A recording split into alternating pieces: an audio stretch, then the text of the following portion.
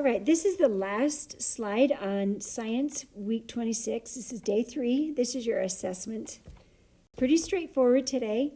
You are going to create a model using these images, the following images.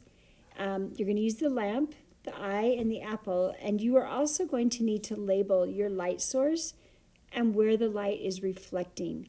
Make sure that you follow those labels that are over there. All right, on this slide also, you need to be able to explain what is happening that allows you to see the apple. So will use arrows. Hopefully you remember how to do those because we've done them several times now. And remember when you're doing your explanation that you want to make sure that you can explain what is happening in the eye that allows you to see the apple.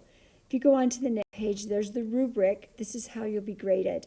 If you want a 4, you need to make sure that you used pictures, labels, and arrows to create a correct model. My model shows how light travels to allow me to see, and my explanation is clear and detailed. And in my explanation, I also explain what happens when light enters my eye to allow me to see. So if you want a 4, you need to include all of those things. And then 1, 2, and 3 are also shown you there. One thing to remember always is that when you are going over this, if you cannot remember all the things that you feel like you need to remember, you can go back to day 2 or day 1. You can review videos. You can review what you've done before so that you feel really prepared to do a really nice job on this. Good luck.